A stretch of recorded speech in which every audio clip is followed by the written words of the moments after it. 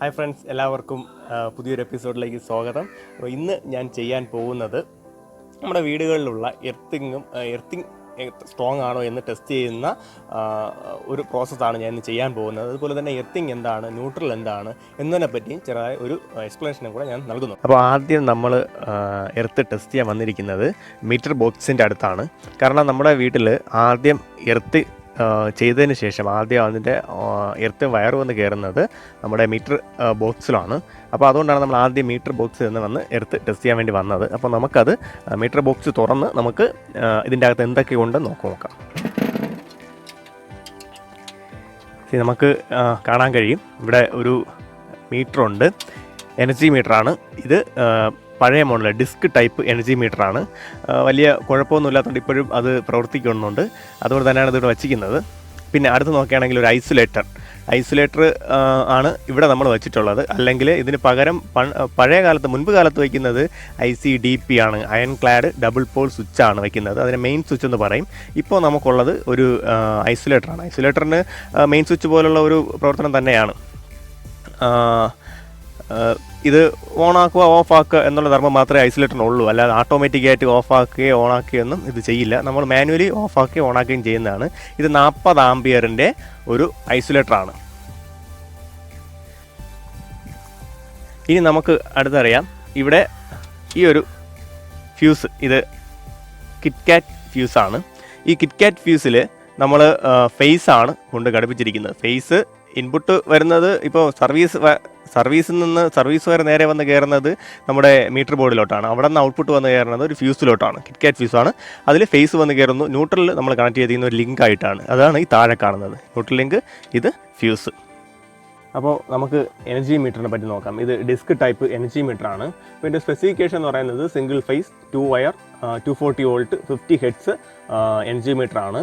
പിന്നെ 2.5 to 10 arms ആണ്. അതേപോലെ തന്നെ 1800 revolution per kilowatt hour എന്ന് പറഞ്ഞാൽ അത് മീറ്റർ കോൺസ്റ്റൻ്റ് എന്നാണ് പറയുന്നത്. ഈ 1800 റെവല്യൂഷൻ പെർ കിലോ വാട്ട്സിനെ മീറ്റർ കോൺസ്റ്റൻ്റ് എന്ന് പറയും. അതായത് 1800 പ്രാവശ്യം ഈ ഡിസ്ക് കറങ്ങുമ്പോഴാണ് ഒരു KW വൈദ്യുതി അല്ലെങ്കിൽ ഒരു KW എനർജി ഇവിടെ മുകളിൽ കൂടുന്നത്. അപ്പോൾ ഒരു KW വൈദ്യുതി എന്ന് പറഞ്ഞാൽ ഒരു യൂണിറ്റ് വൈദ്യുതി. അപ്പോൾ ഈ ഒരു ഡിസ്ക് എങ്ങനെ പ്രവർത്തിക്കുമെന്ന് പറഞ്ഞാൽ ഈ മീറ്ററിനകത്ത് ഒരു കറണ്ട് കോയിലും ഒരു വോൾട്ടേജ് കോയിലും ഉണ്ട്. വോൾട്ടേജ് കോയിൽ ഫേസും ന്യൂട്രലിനും പാരലായിട്ട് കൊടുത്തിരിക്കുന്നു. കറണ്ട് കോയിൽ എന്ന് പറഞ്ഞാൽ ഫേസിന് സീരീസ് ആയിട്ട് കൊടുത്തിരിക്കുന്നു. അപ്പോൾ ഈ കോയിലുണ്ടാകുന്ന മാഗ്നറ്റിക് പ്രോപ്പർട്ടി വെച്ചിട്ടാണ് ഈ ഡിസ്ക് റൊട്ടേറ്റ് ചെയ്യുന്നത്. ആ റൊട്ടേറ്റ് ചെയ്ത് 1800 റെവല്യൂഷൻ കഴിയുമ്പോൾ ഒരു KW വൈദ്യുതി നമുക്ക് ചിലവാകുന്നു എന്നാണ്. ഇനി അടുത്ത് പറയാൻ പോകുന്നത് കിറ്റ്കാറ്റ് ഫ്യൂസിനെ പറ്റിയാണ്. നമ്മൾ കിറ്റ്കാറ്റ് ഫ്യൂസിനെ കുറിച്ച് പറയുകയാണെങ്കിൽ കിറ്റ്കാറ്റ് ഫ്യൂസിന് പ്രധാനമായിട്ടും 2 ഭാഗങ്ങളാണുള്ളത്. ഒന്ന്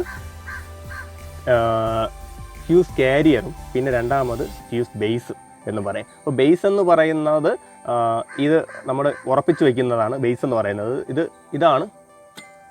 ഫ്യൂസ് കാരിയർ എന്ന് പറയുന്നത് ഇതാണ്. ഇതിലാണ് നമ്മൾ ഫ്യൂസ് കെട്ടിയിടുന്നത്. അതുകൊണ്ടാണ് ഇതിന് ഫ്യൂസ് കാരിയർ എന്ന് പറയുന്നത്. മറ്റേതാണ് ഫ്യൂസ് ബേസ് എന്ന് പറയുന്നത്. അപ്പോൾ നമ്മൾ ആദ്യം ചെയ്യാൻ പോകുന്നത് മൾട്ടിമീറ്റർ വെച്ചിട്ട് നമ്മൾ ഈ ഫേസും ന്യൂട്രലിലുള്ള വോൾട്ടേജ് മെഷർ ചെയ്യാണ് ചെയ്യുന്നത്. അത് കഴിഞ്ഞ് നമുക്ക് ന്യൂട്രലും എർത്തും തമ്മിലുള്ള എത്ര വോൾട്ടേജ് ഒന്ന് മെഷർ ചെയ്ത് നോക്കാം. അപ്പോൾ അതിന് വേണ്ടിയിട്ട് നമ്മൾ ആദ്യം ചെയ്യേണ്ടതെന്ന് പറഞ്ഞാൽ നമ്മുടെ മൾട്ടിമീറ്ററിൽ AC 600 വോൾട്ടേജ് നമ്മളെ വീട്ടിൽ വരുന്ന അറിയാം. 240 വോൾട്ടേജാണ് വീട്ടിൽ വരുന്നത്. 240 ഇല്ലെങ്കിൽ 235, 30, 220 അത്ര റേഞ്ച് വരാൻ വേണ്ടി. അപ്പോൾ ഇനി നമ്മളെ ഈ വോൾട്ടേജ് റേഞ്ച് എന്നുള്ളത് നമുക്ക് ACക്ക് ഇവിടെ വോൾട്ടേജ് സിമ്പലുണ്ട്, V എന്നിട്ട് ACയുടെ സിമ്പൽ ഇട്ടിട്ടുണ്ട്. അപ്പോൾ അത് 200, 600 2 റേഞ്ചുകളാണുള്ളത്. നമുക്ക് 200 കൂടുതൽ വോൾട്ടേജ് വരുന്നതുകൊണ്ട് നമുക്ക് സെലക്ട് ചെയ്യാം. 600 എന്ന റേഞ്ച് സെലക്ട് ചെയ്യാം. അതിനുശേഷം നമ്മൾ ഫേസിലോട്ടും ന്യൂട്രലിലോട്ടും ഇതിൻ്റെ 2 നോബുകൾ അങ്ങ് വെച്ച് കൊടുക്കാം.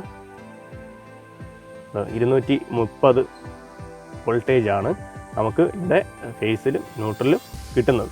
അടുത്തതായി നമ്മൾ ടെസ്റ്റ് ചെയ്യാൻ പോകുന്നത് ന്യൂട്രലും എർത്തും തമ്മിലുള്ള വോൾട്ടേജ് എത്രയാണെന്നാണ്. അപ്പോൾ ന്യൂട്രലും എർത്തിനും ഇടയ്ക്കുള്ള വോൾട്ടേജിനെ പറയുന്ന പേരാണ് സ്ട്രേ വോൾട്ടേജ് എന്ന് പറയും. ഇത് 2 വോൾട്ടേജിൽ കൂടാൻ പാടില്ല എന്നതാണ് നിയമം. അപ്പോൾ 2 വോൾട്ടേജിൽ കൂടുതലാണോ എന്ന് നമുക്ക് നോക്കി നോക്കാം. അപ്പോൾ നമ്മൾ റെഡ് പ്രോബ് ഇവിടെ കണക്ട് ചെയ്യുന്നു, മറ്റേത് കണക്ട് ചെയ്യുന്നു. കണ്ടോ? അപ്പോൾ 0.3 വോൾട്ടാണ് മൾട്ടിമീറ്റർ കാണിക്കുന്നത്. 0.3 അപ്പോൾ നമുക്ക് മനസ്സിലാക്കുക ഇത് 2 വോൾട്ടേജിന് താഴെയാണ്. അപ്പോൾ ഇവിടുത്തെ എർത്തിങ് പ്രോപ്പറാണ്. അങ്ങനെ നമുക്ക് എർത്ത് ടെസ്റ്റ് ചെയ്ത് നോക്കാം. അപ്പോൾ നമ്മൾ ആദ്യത്തെ ഒരു മെത്തേഡിലാണ് നമ്മൾ ചെയ്തത്, മൾട്ടിമീറ്റർ വെച്ചിട്ട്. ഇനി മൾട്ടിമീറ്റർ ഇല്ലാത്തവർക്ക് നമ്മുടെ സാധാരണ ടെസ്റ്റ് ലാമ്പ് വെച്ചിട്ട്, ടെസ്റ്റ് ലാമ്പ് എന്ന് പറഞ്ഞാൽ മറ്റൊന്നുമല്ല, ഒരു ഹോൾഡറിൽ 2 വയർ കണക്ട് ചെയ്തെടുക്കുന്നതാണ്. അതിലൊരു ബൾബും കൂടെ കണക്ട് ചെയ്തിട്ടുണ്ട്. ഇതാണ് ടെസ്റ്റ് ലാമ്പ് എന്ന് പറയുന്നത്. അപ്പോൾ ഈ ടെസ്റ്റ് ലാമ്പ് വെച്ചിട്ട് നമുക്ക് ഈ പറയുന്ന ഫേസും ന്യൂട്രലും അതേപോലെ തന്നെ ഫേസും തമ്മിലുള്ള ഇതൊക്കെ നമുക്ക് ടെസ്റ്റ് ചെയ്ത് നോക്കാം. അത് നമുക്ക് അങ്ങോട്ട് ടെസ്റ്റിങ്ങിലോട്ട് നമുക്ക് പോകാം. അപ്പോൾ നമ്മൾ ആദ്യം ചെയ്യുന്നത് ഫേസിൻ്റെയും ന്യൂട്രലും തമ്മിലുള്ള ന്യൂട്രലിലേക്ക് നമ്മൾ വയർ കണക്ട് ചെയ്ത് നോക്കിയാണ്. നല്ല പ്രകാശത്തോടെ ബൾബ് കത്തുന്നുണ്ട്. അതുപോലെ തന്നെ നമ്മളിനി ഫേസും എർത്തും തമ്മിൽ വെച്ച് നോക്കാം. അതും ബൾബ് പ്രകാശിക്കുന്നുണ്ട്. ഇനി നമുക്ക് എർത്തും ന്യൂട്രലും തമ്മിൽ ടെസ്റ്റ് ചെയ്ത് നോക്കാം. അപ്പോൾ എർത്തിലും ന്യൂട്രലും നമ്മൾ കൊടുത്തു കഴിഞ്ഞു. അപ്പോൾ എർത്തിലും ന്യൂട്രലും കൊടുത്തപ്പോൾ എന്ത് ചെയ്യില്ല, നമുക്കറിയാം ഒരു വലിയ പൊട്ടൻഷ്യൽ ഡിഫറൻസ്, നമ്മൾ മൾട്ടിമീറ്റർ ടെസ്റ്റ് ചെയ്ത് തന്നെ വലിയ പൊട്ടൻഷ്യൽ ഡിഫറൻസ് ഇല്ല. അതുകൊണ്ട് എന്തായാലും സ്വാഭാവികമായിട്ട് ബൾബ് കത്തത്തില്ല. നമുക്ക് എന്തുകൊണ്ട് ഫേസിലും എർത്തിലും കണക്ട് ചെയ്ത ബൾബ് കത്തി എന്ന് പറഞ്ഞാൽ, എർത്തിൻ്റെ പൊട്ടൻഷ്യൽ എന്ന് പറഞ്ഞാൽ 0 ആണ്, ന്യൂട്രലിൻ്റെ പൊട്ടൻഷ്യലും 0 ആണ്. അതുകൊണ്ട് സ്വാഭാവികമായിട്ടും ഫേസും എർത്തും തമ്മിൽ കണക്ട് ചെയ്താലും ബൾബ് കത്തും. അതുപോലെ തന്നെ ന്യൂട്രലും ഫേസും കണക്ട് ചെയ്താലും ബൾബ് കത്തും. ഇനി നമുക്ക് ഇനിയിപ്പോൾ 3 വയർ വന്ന് കിടക്കുന്നു. ആ 3 വയറിലും ഏതൊക്കെ സപ്ലൈയാണ് ഏതൊക്കെയാണ് എന്ന് തിരിച്ചറിയാൻ വേണ്ടി നമുക്ക് ഈ ടെസ്റ്റ് ലാമ്പ് വെച്ച് ചെയ്യാവുന്നതാണ്. അപ്പോൾ അതായത് നമ്മൾ ഇപ്പോൾ ഈ പറയുന്ന ഫേസും ന്യൂട്രലും തമ്മിൽ ടെസ്റ്റ് ചെയ്ത ബൾബ് കത്തി, അതേപോലെ തന്നെ ഫേസും എർത്തും തമ്മിൽ ടെസ്റ്റ് ചെയ്തപ്പോഴും ബൾബ് കത്തിയിട്ടുണ്ട്. അപ്പോൾ നമുക്കറിയാം ഫേസ് ഏതാണ് ന്യൂട്രൽ ഏതെന്ന് കണ്ടുപിടിക്കാം. ഇനി ഇത് ഞാൻ ഉപയോഗിച്ചൊരു 40 വാട്ട്സിൻ്റെ ബൾബാണ്. ഇത് 100 വാട്ട്സിൻ്റെ ഉപയോഗിച്ചാൽ എർത്തുമായിട്ട് കണക്ട് ചെയ്യുമ്പോൾ ബൾബ് ഡിമ്മായിട്ട് കത്തും. ഡിമ്മായിട്ട് കത്തുന്നതിൻ്റെ കാരണം ന്യൂട്രലിൻ്റെ അത്ര പൊട്ടൻഷ്യൽ 0 ആയിട്ടുള്ള ഒന്നല്ല. സ്വാഭാവികമായിട്ടും വീട്ടിലൊക്കെ ചെയ്യുന്ന എർത്തിന് റെസിസ്റ്റൻസ് ഉണ്ട്. ന്യൂട്രലിൻ്റെ അത്രയും റെസിസ്റ്റൻസ് കുറഞ്ഞ ഒരു പാത്തല്ല എർത്തെന്ന് പറയുന്നത്. സോ അതുകൊണ്ട് തന്നെ എർത്തിന് റെസിസ്റ്റൻസ് ഉള്ളത് കൊണ്ട് 100 വാട്ട്സ് ബൾബാണ് നമ്മൾ ഉപയോഗിക്കുന്നതെങ്കിൽ ന്യൂട്രലിൽ കത്തി അത്രയും ബ്രൈറ്റ്നസ്സിൽ ബൾബ് കത്തണമെന്നില്ല. അപ്പോൾ നമുക്ക് മനസ്സിലാക്കാം എർത്തുമായിട്ട് കണക്ട് ചെയ്യുമ്പോൾ 100 വാട്ട്സ് ബൾബുകളൊക്കെ അല്പം ഡിമ്മായിട്ട് കത്തും. അപ്പോൾ അത് എർത്ത് ടെർമിനലാണ് നമുക്ക് മനസ്സിലാക്കാം. അപ്പോൾ ഇനി പറയാനുള്ളത് എന്താണ് ന്യൂട്രൽ, എന്താണ് വീട്ടിലെ എർത്തിങ് എന്ന് പറയുന്നത്. അപ്പോൾ ഈ ന്യൂട്രൽ എന്ന് പറഞ്ഞാൽ, ന്യൂട്രൽ എന്ന വേർഡ് സൂചിപ്പിക്കുന്നത് ഹോൾ സിസ്റ്റം ഈസ് എർത്തഡ് എന്നാണ് ന്യൂട്രൽ എന്ന വേർഡ് കൊണ്ട് സൂചിപ്പിക്കുന്നത്. അതായത് നമുക്ക് വീട്ടിൽ വരുന്ന ഇലക്ട്രിസിറ്റി ബോർഡിൻ്റെ ആ സിസ്റ്റം മുഴുവനും എർത്തഡ് എന്നതാണ് ന്യൂട്രൽ എന്ന പദം കൊണ്ട് സൂചിപ്പിക്കുന്നത്. നമ്മുടെ വീട്ടിൽ ന്യൂട്രൽ ഉപയോഗിക്കുന്നതെന്ന് പറഞ്ഞാൽ കറണ്ട് റിവേഴ്സ് പാത്തായിട്ടാണ്. കറണ്ടിന് ഒരു റിവേഴ്സ് പാത്തുണ്ട്. അതായത് നമുക്ക് ഒരു കറണ്ട് ഫ്ലോ ചെയ്യുന്നെങ്കിൽ ഒരു ഹൈ പൊട്ടൻഷ്യലും ലോവർ പൊട്ടൻഷ്യലിലും ഏരിയ വേണം. അപ്പോൾ ആ ലോവർ പൊട്ടൻഷ്യലിലാണ് ലോ പൊട്ടൻഷ്യൽ ആയിട്ടാണ് നമ്മൾ ന്യൂട്രൽ ഉപയോഗിക്കുന്നത്. അങ്ങനെയാണ് കറണ്ട് റിവേഴ്സായി പോയി സർക്യൂട്ട് കംപ്ലീറ്റ് ആവുന്നത്.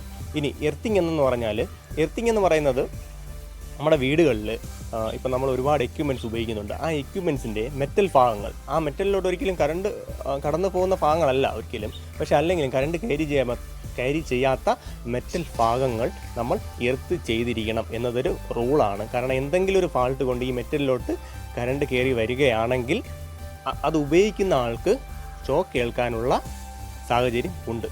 അത് എലിമിനേറ്റ് ചെയ്ത് കളയാൻ വേണ്ടിയിട്ടാണ് നമ്മൾ മെറ്റൽ അല്ലെങ്കിൽ എക്യുപ്മെൻറ്റ് എർത്തിങ് എന്ന കാര്യം നമ്മൾ വീട്ടിൽ ചെയ്യുന്നത്. പ്രധാനമായിട്ട് എർത്തിങ് 2 തരമുണ്ട്. ഒന്നാമത്തത് സിസ്റ്റം എർത്തിങ്ങും, രണ്ടാമത്തത് എക്യുപ്മെൻറ്റ് എർത്തിങ്ങും. നമ്മൾ വീടുകളിലൊക്കെ ചെയ്യാറുള്ളത് എക്യുപ്മെൻറ്റ് എർത്തിങ് ആണ്. സിസ്റ്റം എർത്തിങ് എന്നത് സബ്സ്റ്റേഷൻ, പവർ സ്റ്റേഷൻ പോലുള്ള സ്ഥലങ്ങളിൽ ചെയ്യുന്ന എർത്തിങ്ങിനെയാണ് നമ്മൾ സിസ്റ്റം എർത്തിങ് എന്ന് പറയുന്നത്. നമ്മൾ വീട്ടിൽ ചെയ്യുന്നതിന് എക്യുപ്മെൻറ്റ് എർത്തിങ് എന്ന് പറയുന്നു. അത് ആ മെഷീൻ ഉപയോഗിക്കുന്ന ആളുകൾക്കുള്ള പ്രൊട്ടക്ഷനും പിന്നെ മെഷീനുള്ള ഒരു പ്രൊട്ടക്ഷന് വേണ്ടിയാണ് നമ്മൾ എക്യുപ്മെൻ്റ് എർത്തിങ് ഉപയോഗിക്കുക. ഈ ഒരു മെത്തേഡ് വെച്ച്, അതായത് ടെസ്റ്റ് ലാമ്പ് മെത്തേഡ് വെച്ച് നമുക്ക് വീടിനകത്തുള്ള ഏത് സോക്കറ്റിൽ എർത്ത് ഏതാണ്, ന്യൂട്രൽ ഏതാണ്, ഫേസ് ഏതാണ് നമുക്ക് അറിയാൻ പറ്റും. ഇപ്പോൾ നമുക്ക് ഒരു സോക്കറ്റിൻ്റെ സ്ഥാനത്ത് 3 വയറുകളാണ് കിടക്കുന്നതെങ്കിൽ ആ 3 വയറുകൾക്ക് നമുക്ക് വെവ്വേറെ ടെസ്റ്റ് ചെയ്ത് എർത്ത് ഏതാണ്, ന്യൂട്രൽ ഏതാണ്, ഫേസ് ഏതാണെന്ന് അറിയാൻ പറ്റും. പിന്നെ പ്രധാന ഒരു കാര്യം ശ്രദ്ധിക്കേണ്ടത്, വീടിനകത്ത് ഞാൻ നേരത്തെ പറഞ്ഞു, നമുക്ക് ഒരു ന്യൂട്രലും അല്ലെങ്കിൽ അത് എർത്തും അതുപോലെ തന്നെ ഫേസും തമ്മിൽ ബൾബ് വെച്ച് നമ്മൾ ടെസ്റ്റ് ലാമ്പ് വെച്ച് ടെസ്റ്റ് ചെയ്ത് നോക്കിയാൽ ബൾബ് ഡിമ്മായിട്ട് കത്തുമെന്ന് പറഞ്ഞു. പക്ഷേ ഒരു കാര്യം ശ്രദ്ധിക്കുക, ELCB ഒക്കെ ഉള്ള ലേറ്റസ്റ്റ് ടെക്നോളജി ഉള്ള ELCB ഒക്കെ ഉള്ള വീടുകളിൽ നമ്മൾ ഈ എർത്തും അതുപോലെ തന്നെ ഫേസും തമ്മിൽ യോജിപ്പിച്ച് കഴിഞ്ഞാൽ, ടെസ്റ്റ് ലാമ്പ് വെച്ച് യോജിപ്പിച്ച് കഴിഞ്ഞാൽ ഉടൻ തന്നെ ELCB ട്രിപ്പ് ആവുന്നതാണ്. അപ്പോൾ നമുക്കറിയാൻ പറ്റും ആ ട്രിപ്പായ നമ്മൾ തൊട്ടത് എർത്തിലാണെന്ന് അറിയാൻ പറ്റും. അങ്ങനെ നമുക്ക് ഐഡൻറ്റിഫൈ ചെയ്യാം. ഒരിക്കലും ടെസ്ല ബൾബോ ചെറുതായിട്ട് പ്രകാശിക്കുള്ളൂ, അതിന് മുമ്പ് ELCB ട്രിപ്പാകും. ഹലോ ഫ്രണ്ട്സ്, അപ്പോൾ ഇന്നത്തെ വീഡിയോ നിങ്ങൾക്ക് ഇഷ്ടമായെന്ന് കരുതുന്നു. എങ്കിൽ ഈ വീഡിയോ ലൈക്ക് ചെയ്യാൻ നിങ്ങൾ മറക്കരുത്. അതുപോലെ തന്നെ നിങ്ങളുടെ കമൻറ്റ്സ് നമുക്ക് വളരെയധികം പ്രചോദനം നൽകുന്ന ഒന്നാണ്. അത് നൽകാനും നിങ്ങൾ മറക്കരുത്. പിന്നെയുള്ളത്, ഈ അറിവുകൾ മറ്റുള്ളവരിലേക്ക് എത്തിക്കാൻ വേണ്ടി ഷെയർ ചെയ്യുക. ഇതുവരെ നിങ്ങൾ ഈ ചാനൽ സബ്സ്ക്രൈബ് ചെയ്തില്ലെങ്കിൽ സബ്സ്ക്രൈബ് ചെയ്യൂ. അതുപോലെ തന്നെ ആ ബെൽ ബട്ടൺ കൂടെ ക്ലിക്ക് ചെയ്യൂ. നമ്മളുടെ നോട്ടിഫിക്കേഷൻസ് നിങ്ങൾക്ക് ആദ്യം എത്തട്ടെ.